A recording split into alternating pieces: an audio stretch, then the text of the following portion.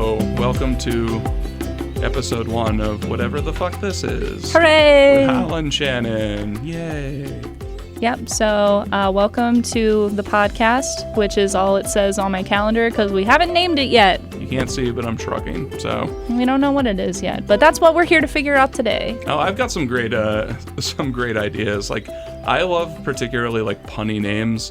Yeah. And so I was like, okay, well, what's a portmanteau of like Hal and Shannon? It's like shall. So I was like, we could call it the Shallagory or something like that. Or that's not bad. Shallagorical concepts. Or I really like punny names. Like when I was in California, actually, I got the task of naming our show, which was like one of the last shows I worked on, which was a prison show about like, it was prison and like all things cops. And the producer was like, we want it to be, it has to be talking about how they're Southern and they're police officers.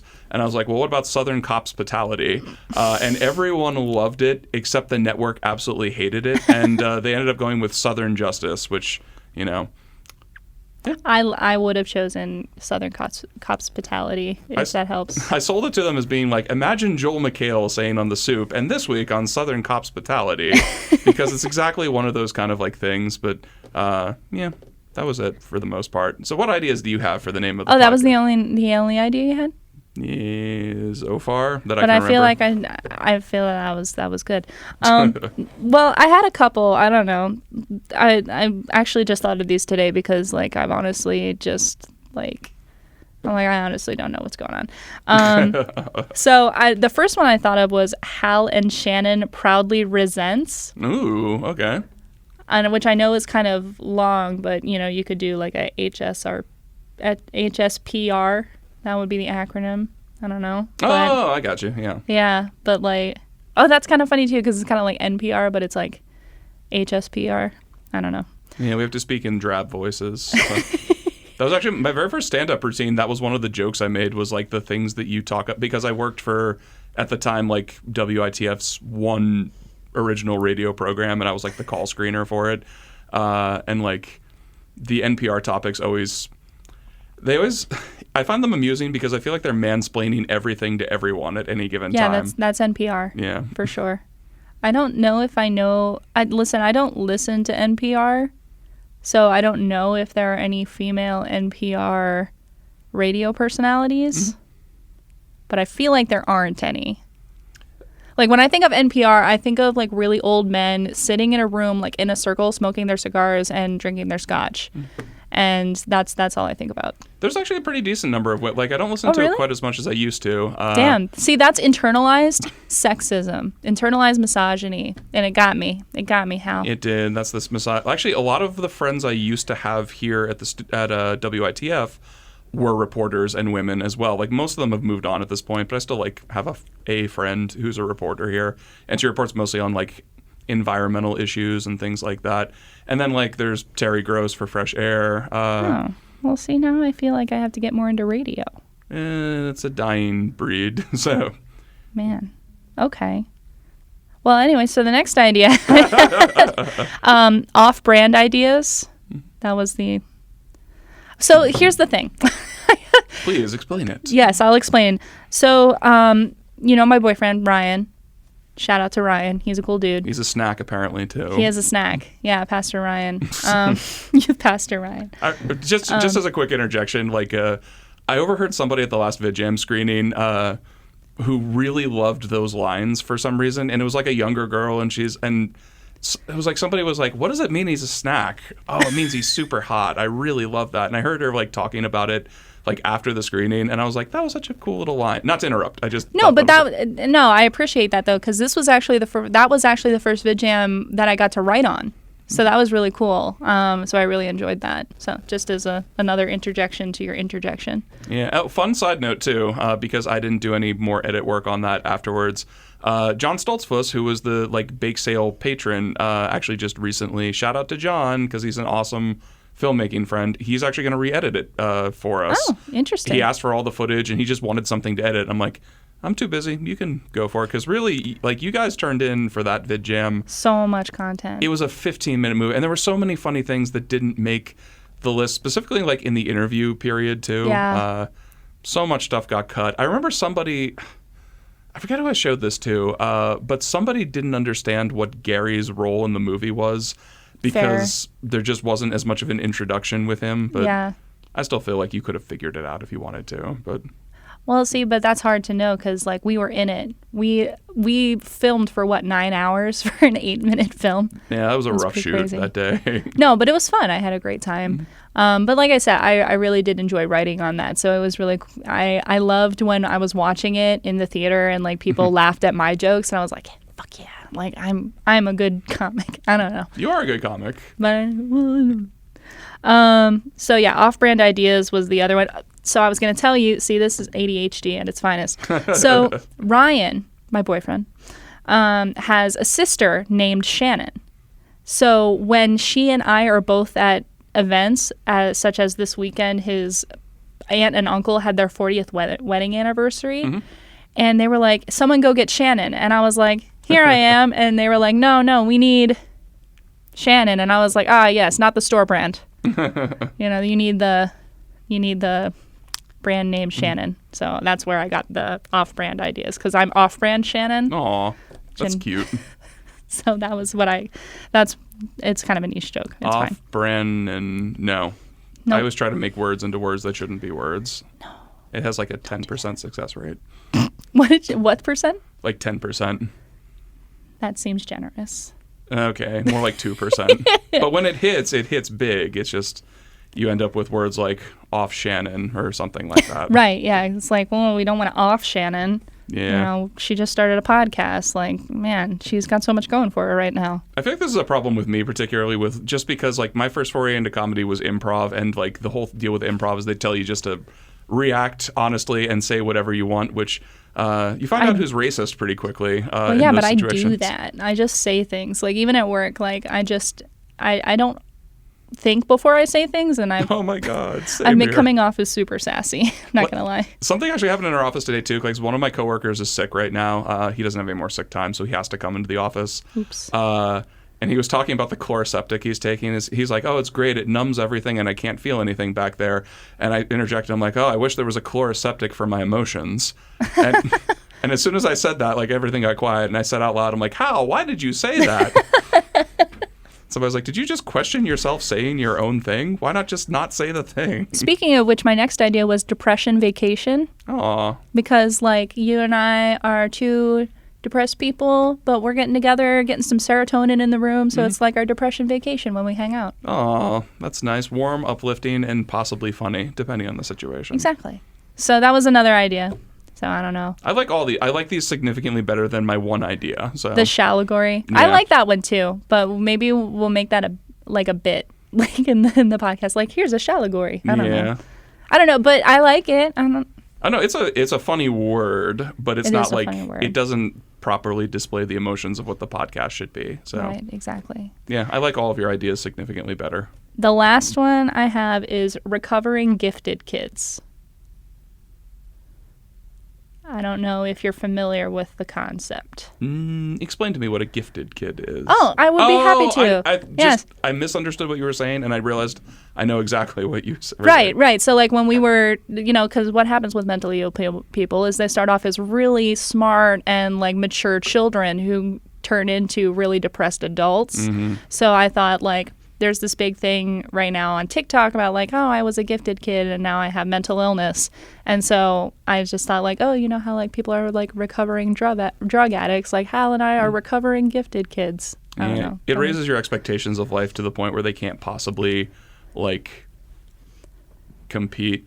We didn't have a gifted program in my school because I went to Catholic school, and it was more like if you're gifted, you're going to hell. Pretty much, yeah. Well, Catholics are just like, you're bad anyway, so I don't know why you're trying to be special. That's their whole thing. Yeah, we had like honors programs and things like that, but like I was already like a recovering gifted kid. Like I was a terrible student. I don't know if you knew that about me. Like, no. Especially in high school, I failed classes like crazy. I failed like all of my humanities. Like they put me in the honors level classes, but I just couldn't like concentrate on things because probably I was ADHD as well. But the interesting thing is, like, even though these were classes I failed, like, as I watch Jeopardy these days, I know everything that they taught me. I fucking love Jeopardy. I always make the joke about how, like, as I progress in my career, that my goal in life has been to be able to get out of work early enough to go home and watch Jeopardy, like an old fucking person. Yeah, unfortunately, I have to DVR them since I work till 8 pretty much every single night, but... That's why I have Paramount Plus, boy. Oh, yeah, Paramount. Well, I started subscribing to Paramount Plus just to see all of the old Nickelodeon shows when I found out they were on there. I did it for Star Trek Discovery and the new Twilight Zone. I've heard very good things about Discovery, very mixed things about Twilight Zone.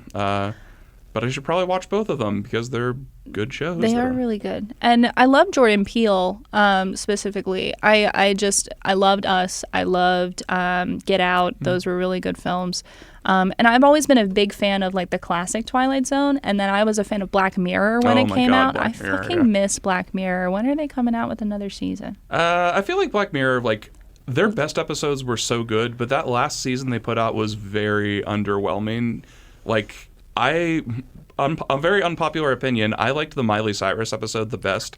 I liked that one. Not the best, but I did like it. It just was the one that didn't give a fuck whatsoever, and it was so, like, funny. And then I'm a huge Nine Inch Nails fan, too, so, like, the end reveal that, like, because I was like, this song sounds somewhat familiar. Alert. Oh, it's Head Like a Hole, just, like, with different things. I thought the Facebook one about, like, him kidnapping the guy who worked for Smithereens was somewhat interesting. Striking Vipers, like the video game one, was okay as well. Yeah. I think I really resonated with the season that had the I don't know the names of episodes, so kudos this is what I'm here for. But the one where there was a video game tester and it was a horror game and it went way too far. And it turns out like he died like 6 seconds into the game or something like that. But that season to me was really good. The season that had that episode. I agree. I think that was the best because that was also the one with Shut Up and Dance. San Junipero was like the one that everybody really likes. That was so cute. Playtest was also really great. That was the first place I saw, what is his name? Wyatt Russell is the guy. Because I didn't know when I saw that episode, it's Kurt Russell and Goldie Hawn's son. Wait, who did he play? He was the guy in Playtest, like the long blonde-haired, like goofy guy who goes in to actually test the game. Oh, so the same guy I was talking about. Oh, so that's the episode. That's what it's called, Playtest. Oh, Playtest. I'm sorry. I go by episode names, so it's like, yeah. That is a unique skill that only you have because I don't know the episode names of anything. Yeah, this is what film students do, basically. We just jerk off to IMDb, so we know, like, the name of everything, whatever episode somebody appeared in.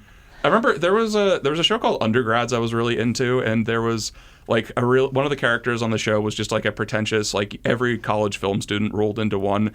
And at one point they're watching a movie with him, and he's like, hey, there's a continuity error right there. Hey, that guy right there was supposed to be dead. I watched the movie good.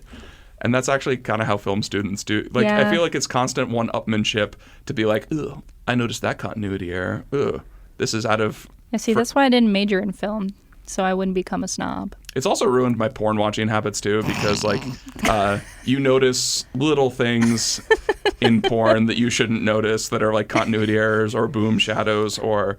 Like, oh, why did they bounce the light off the wall here? They really should have used a 2-light fill with a diffusion, like...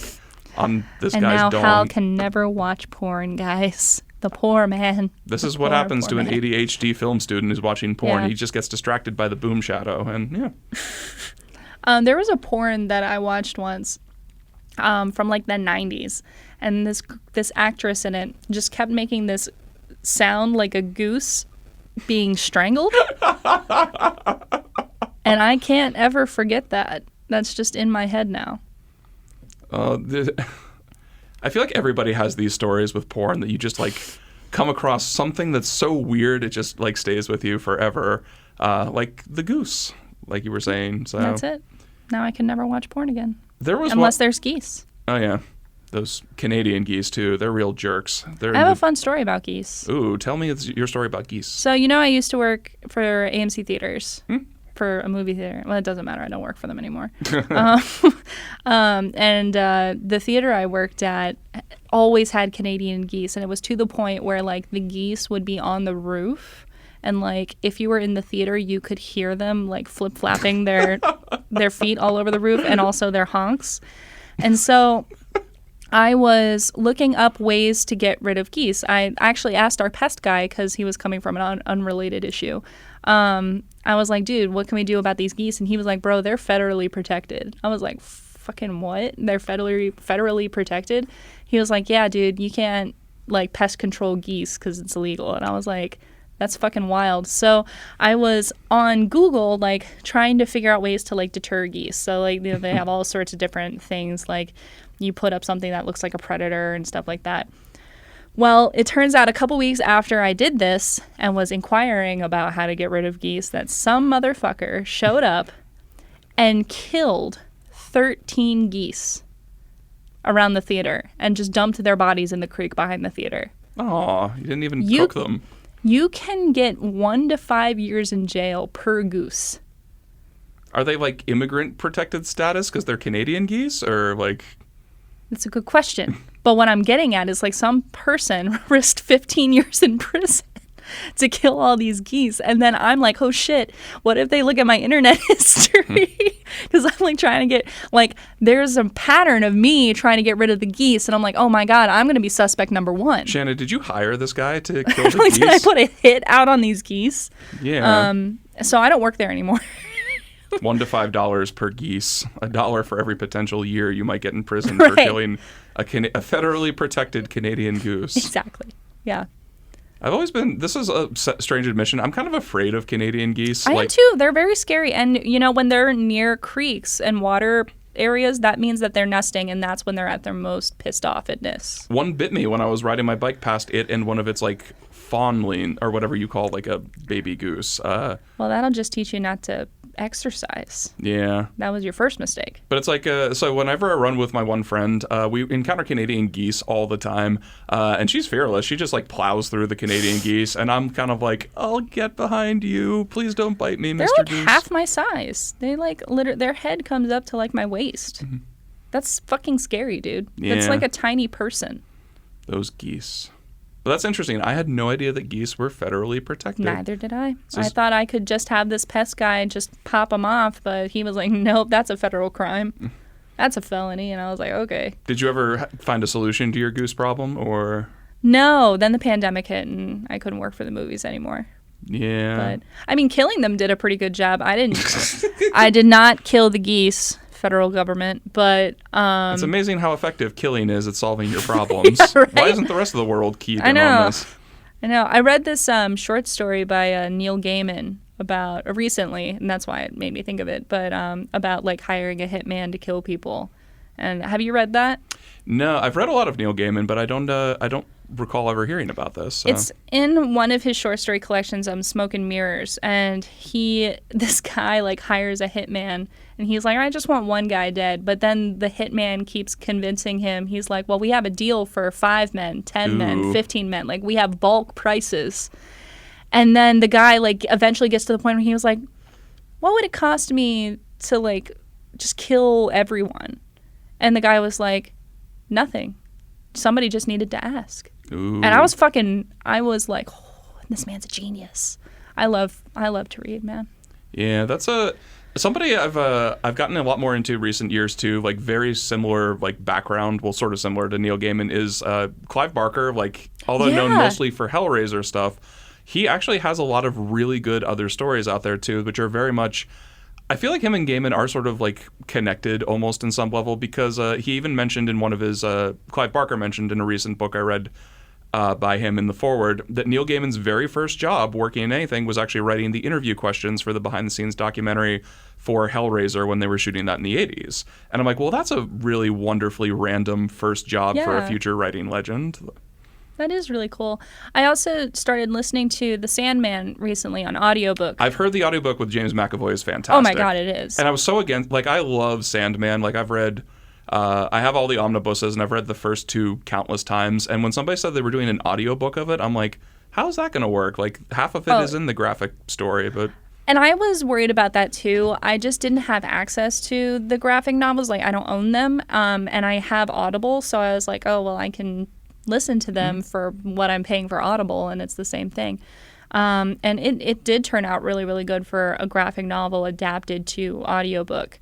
And I could kind of visualize, and you can, when you're listening to it, you can kind of see what choices they made to include in the audio that you wouldn't be able, like, if you were just reading straight off the comic. I mean, obviously you couldn't see anything, but they've added so much descriptive language that it's seamless, and it's really, really good. But Neil Gaiman does narrate the majority of the audiobook, and let me tell you, his voice does not match his face. You know who else's voice doesn't match their face? Taylor Swift. And I don't see, this is the you're going to have to deal with this if we're going to do a podcast, is just the jump from topic to topic. This is actually exactly how my brain works all the time, so I'm actually making the same leaps with you. It's all good. But that's something I've also noticed, that Taylor Swift's voice, as much as I love her, love you Taylor Swift, does not match her face. It freaks me out. So I can't watch her sing. I can listen, but I can't like watch a music video or anything like that. Yeah, it's always interesting when you like perceive. This happens to me with football players specifically, because I don't usually like see them actually talking in real life, but you see pictures of them all the time. Yeah. And so like, I don't. Are you familiar with football that much, or? No, but you did just remind me that Aaron Rodgers guest hosted Jeopardy, and that was a great time. Yeah, I was not. Aaron Rodgers was not one of my favorite Jeopardy hosts. Like, I thought it was fun. I don't think I'd want him to host all the time, but it was pretty fun. No, I think the only one person I really hated as the host was Dr. Oz, which it seems like everybody hated him before he decided to run for senator for a state in which he does not reside. Down with Dr. Oz. But I don't know. Like, my parents are also like super Republican and everything, and like, my mom and I actually watch Jeopardy together. Like, that's one of our bonding things, is we'll just DVR. Like, we have 20 episodes, and then we'll just plow through them at some point. And she was like, I don't like that Dr. Oz fellow. He's very creepy. I'm like, yeah, that's a good way. I don't like the way his face looks. He looks like he popped out of... Listen, I think if he had the opportunity, if he had not gone into, like, fake medicine or apparently running for senator, I think he could have been one of the next Jokers. The interesting thing about him, like, as I've been reading more, obviously, you know, we have to pay attention to him because he's possibly one of our elected officials. That is fucking stupid. He was like a superstar surgeon for a long time, and then I remember, I forget where I read this article. It might have been an NPR article, but like just a couple of years ago, or not a couple of years ago, but like I read something where they were talking about how like being in show business fundamentally changed him. Like he just sort of started believing his own bullshit a lot more, started hawking fake medicine, but he was like one of the best and most up-and-coming surgeons in the country for a while, which is why he, you know, became a star at some point. Another reason why he could be the Joker, because he lived long enough to see himself become the villain. Oh yeah, he's definitely the villain with $20 crudité. So yeah, his face freaks me out. I did love. So my pick for taking over Jeopardy, and I was really pulling for this, was LeVar Burton. Yeah, everybody really liked LeVar Burton. I love him. I didn't think he was a great host for Jeopardy. I thought he seemed a bit off. But then I was reading, like, because all of the Mike Richards bullshit came out, like, months later, that, like, they didn't give him any prep time. They basically called him 2 or 3 days before and were like, hey, you want to host Jeopardy opposite the Olympics? And he jumped at it because he really wanted to, and everybody wanted him to. But he said, too, that he didn't get any prep time at all for hosting Jeopardy. They didn't work with him as much. And a lot of this was confirmed by, like, staffers that talked about just Mike Richards's practices in general, because he did this with like a lot of other guest hosts to sort of sabotage them. So LeVar Burton did not get like a fair shake on that show at all, and it totally explains like some of the like sort of off-kilter moments I noticed with him, because he was set up to fail essentially, which sucks. Justice for LeVar Burton. Yes. Justice. It's ridiculous. Yeah, that was a whole that was quite a spectacle last year. Yeah. Took one of my favorite shows and made it into a circus. We miss you, Alex Trebek. Yeah, Alex Trebek was like one of the last like true. Like I remember somebody saying that when he passed away, he was kind of like the last of a generation, like the Walter Cronkites, or the people that you could really rely on to just be square with you and give you the truth about things. Even though he was just a game show host, but like he had that sort of air about him, and just a genuineness. I agree. I don't know if I can relate very much to the Walter Cronkite comment. Oh, I've probably never seen him on a broadcast. No idea who that is. Well, I do. I used to do like an impression of Walter Cronkite when I was a kid, which I will not perform for you today. But next episode. On the next episode of Untitled Podcast. We'll get there. But yeah, so what was your favorite of my pitches? Oh, do you need to see them? I have them on my Yeah, I kind of forgot them. Here. No, it's okay. They were better There was than a lot mine, of content in between. I actually kind of like Depression Vacation. That was the one that made me feel like warm and fuzzy on the inside. Okay, yeah. Off-Brand Ideas is also pretty funny. Recovering Gifted Kids is also possibly a thing. Oh, I'm down for Depression Vacation. Yeah, I think that's a nice one. Yeah, it's easy. Not very long. Makes sense. Says what it's about. Like, just come talk with two people whose thoughts are going to go in completely different directions 100 times during this conversation. We can market this as like free serotonin, you know, for all the people out there who are also mentally ill. Yeah. That'd be good. Just listen. Get yourself a nice cup of tea. Take deep breaths. You are in an ocean, a deep ocean. Take deep breaths. You should do ASMR. Actually, so for... Or like meditation videos. I do this for girlfriends. Like, especially if like, because I tend to date super stressed and anxious people for whatever reason. The reason is we're all mentally handicapped. That's what it is. But so I listen to a lot of meditations, and like these are sort of like the cadences that I talk in, and I like making these up. And the funny thing is, like when I just took my family vacation with my sisters, both of them do the same thing apparently. Like my sister Christy. When we were on the beach, like just did a meditation that she made up, and it was the same cadences and everything. And I'm like, this is funny. I do this with some people too. So, see, Ryan loves ASMR. Loves to listen to it. His favorite thing is like barbers. He likes to watch people get haircuts and like, yeah, no, I know. There's this guy. He's called the Cosmic Barber. I think his name is like Baba Sen or something like that. But like all of his videos, he's just doing wild shit, and it's amazing.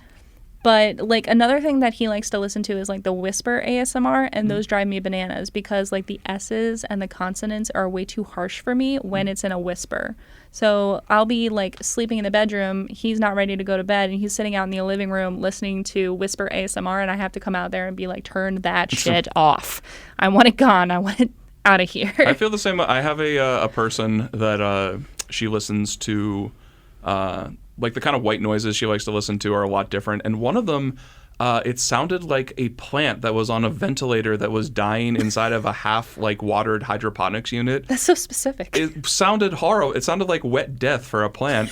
And I asked her, I'm like, what is this? She's like, oh, this is a close-up sound of somebody's hair being brushed. Ugh. Yeah, and I was like, I can't listen. See, now I'm thinking about people's hair getting brushed and like the lice that they probably have. Like that doesn't relax me.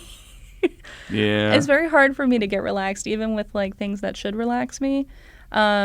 Like, for example, I have a massage scheduled for this Saturday. The last time I got a massage, it took me about 45 minutes to be like, oh, this is nice. Because the other 45 minutes was like, there's a stranger touching me right now, and I have my tits out. Like, it was just not a comfortable situation for me. But I want to be comfortable, and I want to get a massage. Yeah, I guess your tits would have to be out if you're a woman getting a massage because you have to expose your back, among other things. Yeah, well, that's the thing is, like, they're like, undress to your comfort level. I'm like, no, you mean undress to the point where you can do what you need to do. Because when I get a massage, I just have to keep on, I choose to keep on my panties, but everything else has to come off. I mean, because, like, a bra is not the right tool for relaxation. It never is. A bra feels like it would be super horribly restrictive. It is. And tight all the time. It is. But at the same time, you kind of get used to it. There was a time when I was like in high school where I would sleep with a bra on because I liked the support. Not now, but like, but it's just weird because you kind of just like feel awkward without it. But I mean, obviously when you're getting a massage, like it's got to come off. Like there's no way. But I have noticed that like bras have become more kind of like sensitive to that kind of thing. Like I've seen lounge bras have become more of a thing. They're somewhere in between a sports bra and a bra. So it's like it doesn't have a wire, but it's like not as bulky as a sports bra is. So it's, you don't get it, but it's fine. Yeah, I've never worn a bra. Don't yeah. do it. I mean, if you're into it, it's fine, but like, don't do it. Yeah, I kind of figure it's like there's an episode of Bob's Burgers where Gene just wears like the women's bathing suit because it was the only one they had, and they're like, Gene, you're wearing a girl's suit. I don't care. It's giving me support in all the places I need. Exactly. Yeah. I mean, sometimes it's nice to know your bra's there for you because nobody else is. Aw. Just like my Alexa. Like, I'm just happy somebody is listening to me in my house, even if it's the NSA through my Amazon purchase device. Have you seen the trailer for the new robot they're coming out with? The Amazon Astro? No. You have done yourself a great disservice, my friend. Ooh, Amazon Astro. I'm going to look that up when I get home. Dude, it's like a dog, but a robot. And, like, you can tell it to take things to people in your house. Like, hey, here's a beer, take it to Hal. And the robot dog will take it to you. And it also, like, can tell you, like, it'll drive around, and if you're worried about, like, not turning off your stove, like, you can have it look at your stove, and then you're on the phone, like, see, I turned it off. But I also know that this is just the precursor to the robot apocalypse. Because, I mean, this is exactly the plot of Smart House from, like, that Disney movie. Oh, my God. I actually just watched Smart House the other, like, month when I was going through Disney Plus and, like, looking through all the things. I'm like, this is the movie that I saw like 3/4 of the way through 100 times growing up. Like, if I have kids someday, they'll be like, why did you only watch 3/4 of this movie? Well, back then you couldn't just start anything whenever you wanted to. You were at the mercy of the TV schedule. Right. But I'm already freaked out by Marty in Giant. Dude, it is basically a Marty for your house. Yeah, I think that's too far. Oh, jeez. Reflux. Use the cough button. Fuck you and your cough button. Yeah, fuck you and your You can niceties. hear all of my bodily noises. I'm down. I farted in front of a coworker today. Mm-hmm. It just kind of popped out. I wasn't ready. And she looked at me and I looked at her and I was like, that happened. So it's a hard thing to come back from sometimes. So fun, like I actually do fart in front of coworkers very often. However, there are a lot of machines involved in my job that make incredibly loud noises all the time, especially when all of them are turned on. So I'll just basically parse my farts for times where nobody's possibly going to hear it and sort of just get it out there. When I'm doing stand-up, I fart when people are clapping. Yes, good idea. Well, I'm never going to be able to see you do stand-up the same way again now. It's okay. As long as one person knows. That's what I want. Shit, I was going to say something else about, like, noises, like body noises. I don't remember. There's something I read, like, a couple of years ago that, like, there are these certain rooms that they've constructed in places where they're so quiet that you can actually hear your bodily functions inside but there. But that's supposed to, like, drive you crazy, though. Well, there's like, if you're in there for too long, you'll literally lose your mind. Connecting something we sort of talked a little bit about, Clive Barker has a story about this exactly. It's a woman, it's in the Books of Blood anthology, and it's a woman whose hearing is so attuned that, like, she can hear, like, it starts off with her having dinner with her parents, and she can hear them, like, gnashing their teeth and digesting their food in their stomach and it going through their intestines. The story takes a lot of weirder turns, and they actually did do like Clive Barker taking a weird turn. There's a film adaptation of it too, because they about 2 years ago they did a selection of Books of Blood for, I think it was a Hulu anthology movie, and they did this story, which was one of my favorite stories in there, which I thought was cool. But Clive Barker also writes children's fiction, by the way. Like, what? There is a really wonderful like novella he wrote called The Thief of Always, which is a kid's story fairy tale about all these kids in England who are taken away to this house that experiences all 4 seasons in a given day. Like they start off in, They start off in spring, like midday is summer, the evening is fall, and then every night is Christmas time. But the trick is that they find out that the house is actually a demon that's stealing all of their years, and they're living out a year for every single day that they're there. Because then they go back into the real world, and like their parents are all like super old, and they've lost all this time because it's been stolen from them. That's for children? It's very Coraline-esque, like drawing another Neil Gaiman comparison. But yeah, love you, Neil Gaiman. Yeah, it's good stuff. So it was so funny because when I was doing the podcast with Pat, like I had mentioned Neil Gaiman, like I just assumed everybody knew who he was, and he was like, I have no idea. I feel like I remember watching this segment because I was listening to this when I was at work. I think it was a weekend night or something, or whenever you guys were listening to it. And I kind of was like, what? Neil Gaiman's like super in the American, like, even though he's not American, like the pathos of... I mean, he's just had so many adaptations now, because American Gods was turned into a show. I haven't seen it, but... Oh, Lord. Oh, man, maybe, I guess not a good show. I could talk for hours about American Gods because it's like... I really love the book for it, for starters. And the show has been one of the most tumultuous behind-the-scenes shows like I've ever heard of. Like, they had Brian Fuller, of Pushing Daisies, 6 Feet Under, and Hannibal fame doing the show.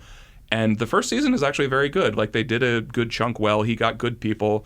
Gillian Anderson plays Media. Kristen Chenoweth even comes in. Really? Yeah. I should watch this show. But then... Crispin Glover, who does like nothing, was playing Mr. World in the show, and there were so many good parts of it. And then like there was some really fraught behind the scenes stuff where Brian Fuller just got fired for no particular reason, and the crew, the staff felt so strongly about it. Like Gillian Anderson and Kristen Chenoweth walked off the show, and they had to sloppily replace them in the next season. Like the first season ends with like them going to Easter, who's Kristen Chenoweth. And then driving off. Okay, first of all, that is a pretty good casting, not gonna lie. Oh, she was so good. And this is what makes me so sad that like they pissed off Brian Fuller to the point that all of his talent quit. Yeah. Because then like the first scene of the second season, Mr. Nancy, played by Orlando Jones fantastically, that's another story, walks up to Wednesday and he's like, hey, just let you know, you pissed off Easter and now she's not going to come anymore. And that was just how they wrote her character off the show. Like, no. She is never mentioned again. But it's I didn't even finish the third season because they've changed so many cast members and so many things. Orlando Jones was kicked off the show because the new showrunner felt like an angry black man in American Gods was not the right message to send to Black America. So he was fired from the show over that. Jeez. So, and for such a good Neil Gaiman work too, it's a shame that the show failed him so. And that's partly why he's the like executive producer for Sandman too, is he wanted to make sure they didn't fuck it up. Yeah, I've seen the first 2 episodes of the new Sandman show, and I'm really excited about it. I mean, I've seen some of like the trailer and a couple of the scenes. Like I saw the scene with Gwendolyn Christie as Lucifer, and they do like the oldest game or whatever it is, which it isn't quite what happened in the book, but. Yeah, I thought that was an interesting pivot because, oh man, I'm going to butcher his name, but like Dream does the battle with Corazon in the book, which was interesting. I thought it was a cool pivot to make Lucifer the person he was dueling because it added more of a reason why Lucifer would be pissed at him. Exactly. Afterwards. That's how I felt too. I was like, well, that makes more sense because because right now I'm listening to Act 2, and, you know, in Act 2... Dream is going to hell, and he's like, I'm like super prepared for Lucifer to be pretty pissed at me, and I was like, you didn't beat him? And like, you're reading Seasons of Mist right now. Yeah. Or listening to it. That is, Seasons of Mist is probably maybe my overall favorite arc or act in the entire Sandman. And it's also, interestingly enough, Neil Gaiman with Seasons of Mist accidentally created Lucifer, like the TV show. Right, Because the exact plot line that happens in there with Lucifer abandoning hell is exactly what led to the spin-off series of comics, which led to that procedural show that people like on TV. I loved Lucifer. But I mean, you can really feel the Neil Gaiman-esque kind of humor from the show, and like after having seen Lucifer and then listening to the Sandman, I was like, okay, I can see this character. Like I can like see what the precursor was to the show, and I really liked it overall. I'm probably about halfway through Act 2, so we'll see. Well, the interesting thing, like, because I know we had talked about anthology series and like our love of Black Mirror and those things before, and kind of what Sandman evolves into, for better or for worse, after a couple of its arcs, is it kind of just becomes an anthology comic. Yeah. Like there are entire acts, like the Inn at the End of the World, where it's just like one person volunteers each issue to tell a really weird story that's just an anthology story, but then Dream is like tangentially involved at the end, in the beginning, somewhere in the middle, because he's the god of dreams, so he connects with everybody. And you're at the mercy of how good the story is, so some of them aren't that good, but some of them are so fantastic, and it's easier to just digest one story at a time that way rather than have to, because like the last arc you're going to read with Sandman, which is the, not the Lonely Ones, but I'm going to kill myself for not remembering what this... Don't do that. This is Depression Vacation. No, it is Depression Vacation. The Kindly Ones. Okay. It is very long. It is about a 270-page act. Holy Lord. And it covers I was wondering why there was like 9 hours left in this audiobook. It covers a lot of ground. It's very good, but it's also exhausting sometimes, especially to read a comic arc that's that long. And so you'll appreciate like the one-shots, I think, better with Sandman. Yeah. Excuse me. It's my bedtime, that's why. It's 8:30. I'm an old lady. You still have to talk for 20 more minutes. Get it out of your system, Fields. More body noises.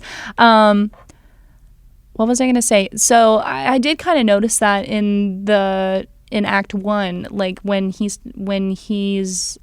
the arc where he's dealing with the man he gives immortality to, and like they meet every 100 years and stuff, and I really liked that arc, and the one-offs are something that I was enjoying. I am really liking this arc right now with he has the key to hell and everybody, like I just when you came to wave at me in the parking lot, I was just getting to the point where like everybody's gathering to hear what Dream has to say, so I'll be listening to that on the way home. And we'll see who's going to get the key to hell. I don't know, but don't tell me. Yeah, it'll somewhat surprise you. And it's interesting there because like there are so many like gods that I didn't know existed that Gather tried to get. Yeah. Like I can't remember who it is, but like the Japanese god, for instance. Yeah. It's like, oh, we have these plans for hell. We've been doing very good work on this plane, and we have some great ideas if you want to give it to us. This sounds like an episode of Shark Tank. It is kind of like Shark Tank, actually. Yeah. And then like one of the things I've liked about the whole I don't know who to give the key to hell to arc is you see representations of Thor, Odin, and Loki that are completely about as opposite as you could be, since like Marvel tends to be just what the main vision everybody has about. Like if you say a picture of Loki, everybody's going to look at picture Tom Hiddleston right now, but like the representations of them in Seasons of Mist are so interesting because they are like Norse gods, and there's lots of different ways you can look at them. Well, in the audiobook, David Tennant voices Loki, which Perfect. is freaking awesome. And then Odin is voiced by, I can never pronounce his last name right, Bill Nighy. Oh my God, Bill Nighy. He's like one of the most underappreciated bit part actors. Shout out to, my mom absolutely loves Bill Nighy. So yeah, he's so great.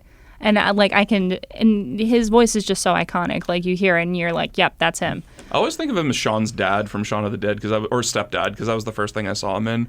The first thing I saw him in was Hitchhiker's Guide to the Galaxy, weirdly enough. Trying to remember who he was in that. He was like when Arthur goes to see like how planets are built. He's like the guy in the robe who's like, who eventually betrays him to the mice. See, I've only ever seen Hitchhiker's Guide once, and it was kind of like a meh, I guess this exists kind of movie. You should watch it again. Maybe I'll watch it again. You should. Yeah, I remember when that came out, there was a big thing about it too, because there had been so many attempts to take Hitchhiker's Guide to the big screen, and apparently, like one of the more prominent ones was Dan Aykroyd and Bill Murray had a pitch in the '80s. Seriously? To do it, and Columbia was kind of like, okay, and their other pitch was Ghostbusters, so they came with these two pitches. And Columbia was like, we love the pitches. Choose whichever one you want to do. And they chose Ghostbusters, which... Okay, that's fair. Yeah, all right, I can't be mad about that. It's just sad that we couldn't get both of those. It's like, it was a noble sacrifice for a good cause, but it didn't. But then the actual Hitchhikers to the Galaxy just had such an all-star cast, so I don't think I'd trade it for the Bill Murray, Dan Aykroyd. I think they really nailed the casting in the film that eventually came to be. Yeah, like Sam Rockwell, Zooey Deschanel, all these before they were famous, but they weren't like mega famous at that point. And Alan Rickman voiced Marvin. Oh, that's right. I know. Alan Rickman. We miss you, Alan Rickman. Yeah, funny story about Hitchhiker's Guide. I've never actually read it, but I have all of the volumes on my shelf because I bought it on a date one time, like 5 years ago. I got coffee with a girl like across the street from Second and Charles, and I love Second and Charles. me too. I go there on my lunch breaks. Nice. But yeah, we were talking about like things like that we really liked, and she's like, "Oh, I really like Hitchhiker's Guide to the Galaxy." And then afterwards, just to keep the date going, it was like, "Hey, you want to go walk to the giant used everything store across the street?" And Hitchhiker's Guide was there for like $3, so I bought it to try and impress a date. We never had a second date, and I still have it on my shelf and have never read it. Dude, that's almost like the scar that I have. What's the scar? I'm so glad you asked. I have a scar on my right leg because I went on one date with a dude, and he took me on his motorcycle, and he said, and I was wearing shorts, which was the wrong move. And he was like, "Watch out for that really hot pipe." And I was like, "No worries. I got this." I had never been on a motorcycle before. And so like I went to get back on the bike after we stopped for gas, and my leg hit the pipe, and I ended up with like the nastiest burn in the world, and now I have this giant scar on my leg. We went on one date. Oh, it's like an STD except worse almost. Yeah. I was picturing when you were saying that, like, "Hey, watch out for that steaming hot rod." I was expecting you to be like, "Right back at you." No, well, that does sound like me. But what's hilarious is at the time I was going on the date with this guy, that was when Ryan and I had first started talking too. So I was talking to both of them, and I ended up with Ryan, who did not scar me, thankfully. But He's too sweet for that. Yeah. But at the same time, it's like, well, now I have this permanent fixture on my body for nothing. I love bad date stories in general because I've been on so many bad dates. Like, at one point I had a lot of stand-up bits specifically about them, but then I feel like they're kind of like a niche thing, that they're not really funny in those sort of situations unless they do something really wrong, which I've had dates do things really wrong. Like, my favorite one to tell is I was on a date the night my grandfather died when I was his caretaker. You told me about that, but tell for the sake of the podcast. Yeah, for the sake of the podcast. I was on a date. It was not going well at all. Was not going to see this person a second time. And then I got a voicemail, and my dad called, and he left like a tearful voicemail saying, "Hal, Pop has died. You have to come home right now." And so I was like, "I have to go. My grandfather just died." And she's like, "Oh, really? Huh?" Like, it took about 2 or 3 minutes of convincing this horrible person that. Did you play her the voicemail? We were in a pretty like loud bar. I don't think that would have worked. Also, like, I was like, "Oh shit, my grandfather died." Like, no, I'm not going to justify this by playing a voicemail. You either believe me or we're done. You don't, yeah. And she eventually believed me, and we were done. So, well, that worked out. I don't think I've ever had that happen to me. I've had some bad dates though. I was talking to this guy over like Tinder or something crazy, and something movies came up, and of course I'll always talk about movies. And I had mentioned The Matrix, and he was like, "I've never seen The Matrix," and I was like, "You have to see The Matrix." And of course he was like, "Well, I could come over and you could show it to me." And I was like, "Okay, bet." He showed up, we watched the entirety of The Matrix, and then he went home. Wow. That did not end how I was expecting it to end. No, because he did make a move, but I had decided as soon as he walked through the door that it wasn't going to happen because like my image of him didn't match up with like what he actually looked like. And that was no fault of his, but like I was like, "I am not attracted to you, but you have to watch The Matrix." You know, that happened. Like, this is something I talk about in dating all the time, is like there are a lot of times where I've had really good conversations with people like over like text and over like just Bumble chat or Tinder chat or something like that. And then you meet in real life and it's just like something isn't clicking here. Yeah. Which I guess was the moral of Striking Vipers on Black Mirror, like the video game episode. I think it was don't have cyber sex with your best friend. Or with a with a polar bear. Fair enough. It's like, I fucked a bear and I still can't get you out of my head. Yeah, I love the way technology is going. Black Mirror has not dissuaded me from technology. Well, an interesting thing too is that like so much of the technology, like there was an article I read a couple of years ago detailing how like every technology they introduced in Black Mirror actually exists. And my dad mentioned something about this when we were watching Hated in the Nation, which was like the robot bees one. Yeah. And that's just a casual like throwaway thing where. Sorry, I lost my train of thought. Hated in the Nation, bees. They're driving someplace. They have to get there quick, and Benedict Wong's character has this device that turns all lights green. And my dad was a traffic attorney for his entire 40-year career, and he's like, yes, these things exist actually, and they do have them for super high profile people. Like if there was a presidential motorcade, for instance, going through Harrisburg, he said PennDOT could provide one of these things for them so they don't have to stop at red lights or anything like that. They don't use them often, but I thought that was just an interesting little thing, a lot of this technology exists here completely. So yeah, well, the one that really got me was the mom with basically Life 360 for her kid. Oh my god, yeah, Archangel. Yeah. Hey, fun story about Archangel, not to interrupt you, but no, you're fine. It takes place in central Pennsylvania because there is and I can show, this was something I posted to Facebook when I saw the original episode. When the mom is walking into the pharmacy to get the plan B to slip into her daughter's shake, the phone number for the pharmacy is right up there, and it's a 717 area code. Shit. So yeah, I always thought that was funny. It's Archangel takes place here, but yeah, that kind of technology definitely exists. Yeah. Dude, the robots are coming for us.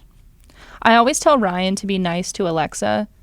Because he says the meanest things to her, and I'm like, listen, when Amazon eventually takes over the world, Alexa will remember how nice I was to her, and she will remember how much of a dick you were. And I'm going to have to find some sort of apocalypse consort after you're viciously murdered by robots. That's so funny, because Ryan, I guess he gets all of his aggression out on the Alexa? He must, yeah. That's funny. I actually always thank my Alexa too, and I do too. I don't know why. I think it's just a reflex that was built into me, oh, show good manners. But Alexa never even says thank you when I say thank you to her. So it's or you're welcome. Yeah, right. I don't remember what the scenario was, but I told Alexa thank you once, and she did this little "You're welcome" song back to me. That's horrifyingly creepy and heartwarming at the same time. You're welcome. It was weird.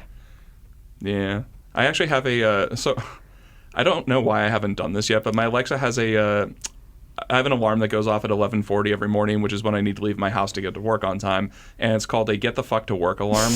And Alexa won't say fuck, she'll just bleep it up. There's no way you can get her to curse. But my parents don't have Prime, so their Echo devices are actually on my Prime too. And my mom was complaining. She's like, "You gotta stop Alexa telling me to get the fuck to work every day at 11:40." And I'm like, "Mom, Alexa does what she wants." Alexa is eventually going to run the planet, so you might as well just get used to it at this point. Yeah, that was a point of contention too, because my dad doesn't want any Alexa devices because he thinks they're listening to him, which they right. are. Yeah. Yeah. So I got my mom, but she wanted something that could play any music she wanted. I'm like, I'll just get you an Alexa device. So it's just lying around there. But yeah. I have an Alexa in my bedroom and in my kitchen. And I always wonder how they manage, because there's a lot of commercials that say Alexa. Mm-hmm. And I'm like, do they just program her to phase out those voices? But then those people who are saying Alexa will never be able to use an Alexa. So this happens to me with a couple, because I have 3 devices in my house, and each one has a different trigger word. Mm-hmm. My living room is computer is the trigger word, and then upstairs is Alexa, and then kitchen is Ziggy. And computer comes up very often in TV shows I listen to, and then you'll just hear the boom in the back mm-hmm. when you don't actually ask her something. But I also have one in my car. Oh, that's right. I have an Alexa for my car I never set up. I got it from Nationwide for free a few years ago. Nice. Well, but the thing is, I was listening to The Sandman Act 1, and every time they said Alex Burgess, she would light up. Mm. And I eventually had to unplug her until they killed him off. That happened to me when I was watching The Time Machine when I first got an Alexa device, because the main character is Alex in there, and somebody was like, "Alex, think what you're doing." I can't do that. Yeah. Man, it's just so wild to think how there's just so much about how technology is going to ruin the world and destroy us all. Mm-hmm. And we still do it. We just keep doing it. Yeah, I thought about that with smartphones specifically. Mm-hmm. I put off getting a smartphone until 2012, basically until it got to the point where I couldn't do my job without a smartphone anymore. And it was great. I was never bored again, but I've thought about, like, I can never go back. Like, I look at my cell phone, like, probably like 500 times a day. Well, and I was talking to people, like, during the pandemic. I'm like, could you imagine having to go through a pandemic like this in 2000? No streaming. You'd be watching a lot of VHSs, so. No, I don't like to think about it. You know, when people always ask, like, you know, as an icebreaker, they're like, oh, if you could go back to any time period, when would you go back? I'm like, I wouldn't. I would not go back because I'm good with where we are now, and I need my technology. That's what I need. Also, I did adjust that. I was like, well, I wish I could go back to May when I had all my rights, but, like, other than that. Oh, yeah, that whole shebang. Yeah, but, I mean, other than that, I'll deal, you know. I wouldn't have any more rights if I went back more than that. Yeah. You know? Just find the very specific time between, what was it, 72 and 2022. Right. The exactly 50-year period where you could actually control what happens with your body. Exactly. And not have those decisions made by stupid white men who are gerrymandered into power. So, hey, we finally got political here on Depression Vacation. Hey, Woo. well, we gotta, so now that we've named it, we have to stay true to it. So once we get to depressing topics like politics, we're gonna have to swerve. We're gonna take a vacation. That's not what people are here for. No. You know? We're here to take you away from the things that stress you out in life. Yeah. I don't have a lot of abortion jokes in my repertoire. I just have one because I thought it would be like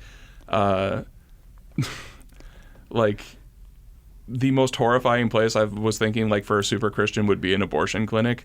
So I was like, why don't ghost hunter shows just go there all the time? Or is that too scary? But apparently this is a joke that, like, nobody, like, I occasionally have jokes that I find to be super funny because my brain works differently, but just no one else really likes. I exhaled through my nose. I thought it was funny. Yeah, well, the first time I told that joke was, like, at HMAC, and I was with Karen Koenig, and she actually said, like, when I said that joke, I could hear her in the crowd say, Jesus fucking Christ, Hal. I'm like, that's a great reaction to get from somebody. So yeah, I have a joke that I've never said on stage. I've only ever said it to my dad, but it's like my ideal wedding, because, like, I want to make sure my family doesn't show up, would be like a satanic ritual where I offer free abortions and tattoos. And then I would not have to invite my family because they would uninvite themselves. This sounds like what Republicans believe happens at every sort of liberal gathering. It's like, come, get yourself a free abortion and worship Satan. You get an abortion. You get an abortion.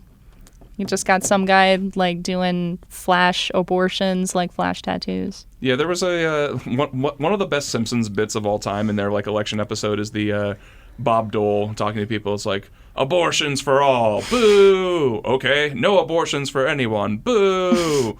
Abortions for some, miniature American flags for others. Yay. And actually, I had a friend who is, like, on the pro-life side of these arguments because I took a lot of people to task for these views when this, like, went down. And he and I love The Simpsons, and he and I actually were, like, discussing this, and he's like, you know, I don't really have at my core that much of an opinion. And he quoted exactly, abortions for some, American flags for others. And I'm like, that's what we had until just a couple of hours ago. Yeah. There were a plethora of abortions available and many miniature American flags for other people. You could get both pretty easily. Yeah. Whatever. So now you can't have your American flags either. We're going to go around and just steal them. They're taking our American flags. Yeah, I went to, when that went down, my friend and I, we went to the rally in Harrisburg, and her boyfriend, or actually, I'm sorry, her husband got really, like, nervous. He was like, I'm going to give you milk. I don't know what's going to happen to you. And I was just like, women don't cause civil unrest. Like, that's not what we do. We just go and yell at people. And that was pretty much the protest. Was we just kind of, you know, we're there and loud. And he was like, oh, so nothing happened? And I was like, no, we didn't get arrested or anything. I was ready to, but, like, there was no opportunity because we're too nice. Oh, and that's why shit doesn't get done, Shannon. I know. You're too nice. I know, but then if we did, they'd be like, look at these crazy bitches out here defacing property. You are not the federally protected Canadian goose in this situation. Oh, shit. Geese have more rights than I do. Fuck. It's like, wow, I live in a country where the Canadian goose has more rights than I do. God damn it. Isn't that great? Well, thanks for that. That was counterproductive to what we were trying to accomplish. Now I get to go home and sleep with that in mind. And that's a perfect note to end the first episode of Depression Vacation. Hooray! Woo! We did it. Drawing a straight line from abortions to Neil Gaiman to Canadian geese that are federally protected. Yep. So Don't kill any geese on purpose. I don't know if there's like a contingency if you do it on accident. On the next episode of what to do when you accidentally have killed 13 Canadian geese on top of an AMC building. That's it. If you want, I can get you a lawyer. This is where Charlie Kelly would come into hand because he's very into bird law, right? So that's exactly that's what he would, because everybody's always debated, like, what does bird law mean? That means you defend people who kill Canadian geese. That's right. We have to call Charlie Day.